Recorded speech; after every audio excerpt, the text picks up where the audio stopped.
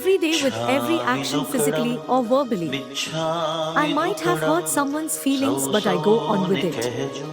Disrespecting elders, got angry for no reason, said harsh words, took what belongs to others, blamed others for my failures. I realized my mistakes, even cried tears for my deeds.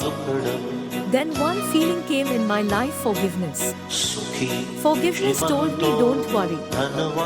This is part of the life, as you have realized. Now it's time to forgive and ask for forgiveness.